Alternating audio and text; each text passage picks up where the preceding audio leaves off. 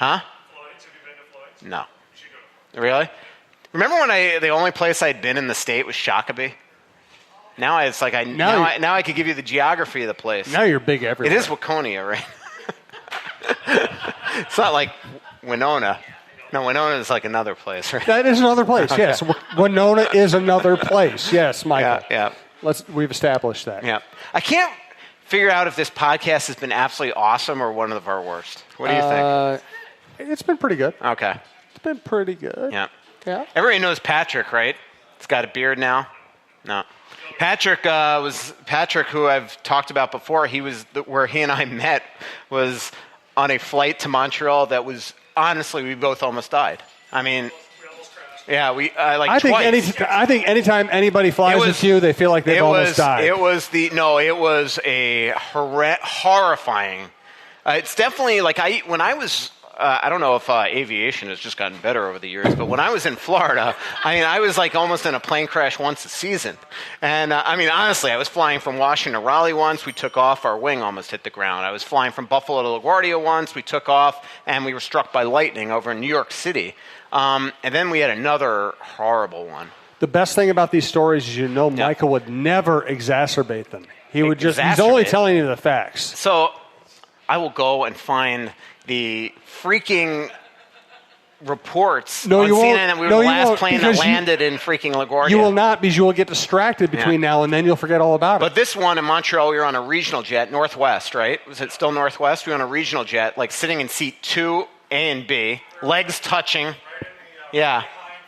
Yeah, it was brutal. And the legs touching or the crash? Yeah, everything about the whole situation. Like him and I talking the whole time, and then I'm like, holy mackerel! Like we're gonna freaking die together. It was that land. I mean, we landed. The pilot could not control the plane, and it was such a bad storm and winds. So he diverted. He circles again. He comes back in, and the same thing happened. He had no control, and he essentially told us that like we are on this third try. We are going. Because we do not have the fuel to do it again or even divert somewhere else. So it was like, it was white-knuckled, sweating. And it was like the last flight in. It was like 10 p.m. And it was like emotionally exhausted. So you guys have a lifetime bond now. Yeah. Yeah. So. But if you're going to go to a wild game, Montreal's the place to go. Yeah. Everything from that point on, it was good. I will say that Montreal's might be the only North American city I haven't been to that I need to get to. But I was covering baseball right when the Expos, got moved, so I never got a chance to go there. I was watching highlights of Pedro Martinez's perfect game. Oh, he's so good. No, was it Pedro Martinez or Dennis Martinez? I can't even remember now. Dennis Martinez did. They both pitched for the Expos. Dennis Martinez did have it. I think it was Pedro. Game. I can't remember now. But my favorite player growing up was Tim Wallach, and he was the first one in there. Jumping in the pile after the perfect game. It was pretty awesome. I've heard stories about Montreal from baseball writers, but I've never been there. Yeah. Let me tell you a little bit more about Dulono's. Unfortunately, I have celiac, so I have to eat gluten-free. They do have gluten-free pizza crust as well as their normal pizzas, which all of our friends here. You out of here? Thank you, sir. Thanks for being here. We appreciate it. Russo's filter is leaving. See you, bud. Good seeing you, bud. Thank you. And, hey, this is this is the smallest of operations. It's a one-person company. For us to do what we're doing, for us to thrive, for us to survive, we need people to support the people who support us. So support Dulono's, support Twill, support, let me make sure I get all the names right, Whizkids.tech, fixologyrepair.com, Tony Hoaglund, your State Farm agent in Champlin. We do appreciate all the support people have given us. It's been very humbling to have people show up, to listen, to support our sponsors. It's been a blast. We do appreciate it. How's Bruce feeling these days? He's feeling good. I don't know if you. I'm sure we have Twitter questions, right? I've actually asked a few. Actually, we don't get as many Twitter questions as people know we're doing the live show because they know we're going to take mostly live questions. Okay. So we've asked a few of them. From Jacob Burkhart, have either of you played hockey before, and who would win in a one-on-one game between you two? That's a great question. I have not played hockey. I would definitely elbow you in the face. Yeah, but I'd still win. I'm just better than you are. That's all there is to it. I was an Air Force brat. I moved all over the place. My main hockey experiences early in life I lived in central Pennsylvania, and my mother would take me to Hershey Bears games. That's which a big is fantastic. part. Yeah, Hershey is actually a big part of this story that I'm writing this week. Sure, Mr. One-Upper. It's a lot of the chocolate's a big part of the story. Well, the amazing thing about Hershey, I don't know how many people have been to Hershey, Pennsylvania. The whole place smells like You chocolate. get within 5 miles of city limits, and you smell a Hershey bar, and you smell it the entire time you're there. It's weird, and I will say that I don't remember it. Maybe as an adult, it might bother me. Mm-hmm. Back then, I loved it. It was like, and it's how can you not get your mother to buy you chocolate when you're in Hershey, Pennsylvania? So I just gored. I loved Hershey bars.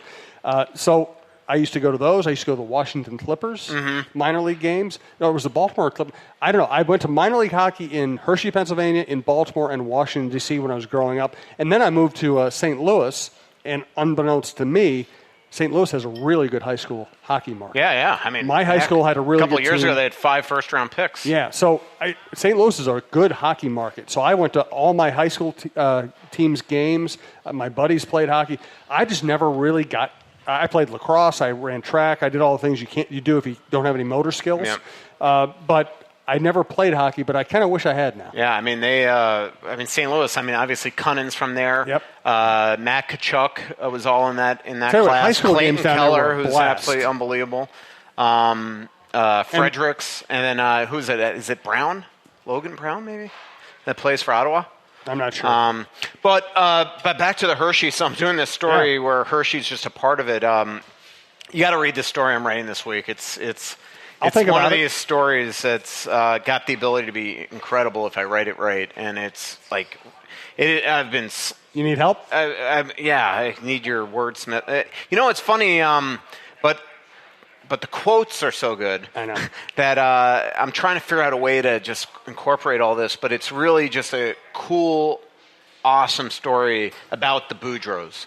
And I really hope people read this because it's just going to be absolutely amazing. The interviews were incredible, and now I just got to freaking write it. I honestly transcribing for 3 days, putting things in things, and I'm still not even close to. Like originally, I wanted to run it Monday. Now we're running it probably Thursday, but it's just It'll fall into place. But that's the difference. Like again, with I can't imagine writing this in a newspaper. I mean, because it would not be able to fit in a newspaper. There's just no way. And then, but the other thing is the ability to say like, it's not ready for today.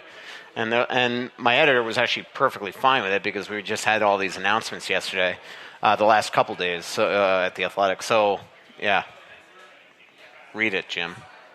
I will strongly consider reading it. Absolutely. I wanted to make a point. You were talking about Jason Zucker and the Beauty League and all that stuff, and it is remarkable. You and I have been covering sports for a long time. Mm-hmm. That's another way of saying we're old. But there was an era when athletes just kind of didn't want to be bothered with a lot of stuff. You know what I mean? And it wasn't that they were bad people. It's just that they kind of didn't want attention. It was before the advent of Sports Center. They didn't really want to go out and be bothered by people.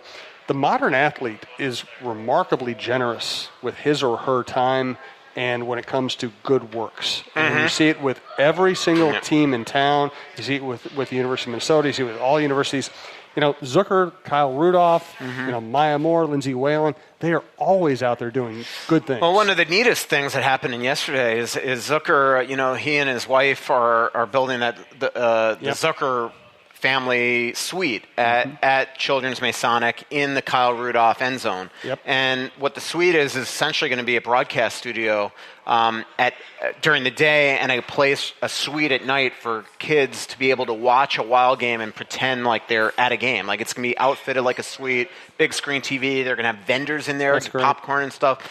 And so one of the coolest things is that they invited fans to donate sticks to build a custom ceiling made of sticks, and I guess they had like 180 donated yesterday, and it was really cool. Like there was somebody tweeting the Zuckers. It was really sweet. There was a guy tweeting the Zuckers the last couple days, and the Zuckers are inundated with tweets, right?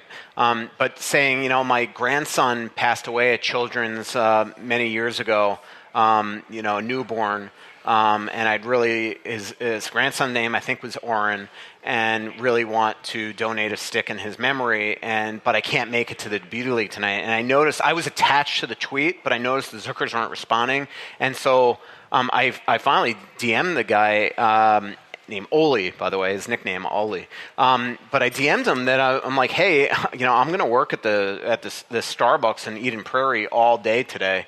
So why don't you just come by and give it to me because I'm going to the Beauty League. And so he showed up with this wooden Pierre-Marc Bouchard stick. And so I personally delivered it to the Zookers and told Carly the story, and she was very, very touched. So, but again, I mean, they got huge hearts, those two. Yeah, and they're doing so much with the avenue that they've been given here, both of them. So I just think it's awesome that they're doing this. Because as you said, I mean, they don't have to be doing it. No. The other day I'm at Lund's, and this sergeant comes up to me, this woman, and she goes, I know you. And I'm like, oh, yeah? And she's like, you were in... Do you always have cops coming up to you and saying they recognize you? Yeah, this police officer was... Precinct 2. She's like, you were in my police station. I'm like, I think you're thinking of somebody else. And she goes, no, you came with that hockey player. And she remembered me because I tagged along with the Zookers when they delivered coffee and donuts to the police, to the Minneapolis police officers at Precinct 2, in December or January. Cool. So as part of their Give 16 campaign. So that was pretty neat. And this is a topic also on our show, when we do the Cheryl Reeve show. She always talks about the fact that she admires modern athletes, whether her players or NBA players, LeBron James, Jason Zucker, Kyle Rudolph, whoever it is. It's amazing how much they give of themselves in this era. Yeah, there's still players that, you wish they'd do more. Sometimes you don't, I hate to say it, but I witnessed a couple guys that snuck out the back of Braemar yesterday and clearly had parked on the side. And part of me wants to say to them, you're going to miss this one day. Mm-hmm. Your career is not infinite.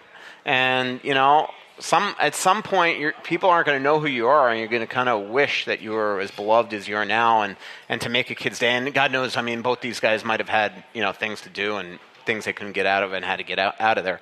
But I see that. I was covering the Stanley Cup Final in Pittsburgh 2 years ago, so not Nashville. But one of the visiting players, I watched him every time he left our hotel, walked down the street, he pulled out the phone and did the fake phone call. And I'm just like, come on, man, just sign some autographs. It's not a big deal. And he also is a veteran player that's career is going to be over at some point soon. So... I think that's a good place to end. Yeah. Hey, thanks to all the regulars who came out. If you were here by accident, thanks for sticking around. If you were here as a first-timer, we do appreciate all the support. Again, you can find all the shows at talknorth.com. Subscribe at iTunes, your favorite podcast app. Follow us on social media. You'll see the links there. Thanks again. And by the way, my wife brought me Yankee candles the other day. Oh, yeah? Yeah. Nice. Yeah, just as kind of, she gets the jokes, So I'm sure I'm going to get a wooden watch sometime soon. Yes. Or pickles. Let's end the show. Let's end the show. He's had enough of me, and who can blame him? Who's going to the Trampled by Turtles show on Saturday night? Everybody's got to be going, right? That's almost everybody. Vicky and Clyde, Andy and Claudine are. Sam, you going? Oh, come on.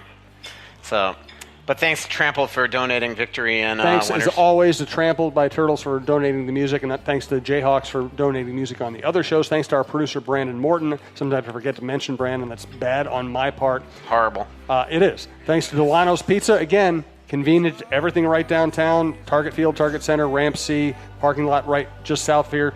twillmn.com. Whizkids.tech, Fixologyrepair.com, and Tony Hoaglund, your State Farm agent in Champlin. We will be doing a studio show next week, so check that out. Thanks to Dulono's Pizza for always, as always, hosting us and doing such a great job. This is a great venue for us, and we'll talk to you next week. Pretty little city built on a hillside. Music in the bars and fire in the sky. To the beach and it was covered in ice, and I used to call it home. So much coming out, there's nothing going in. I know that you feel like you're never gonna win. Oh, but the world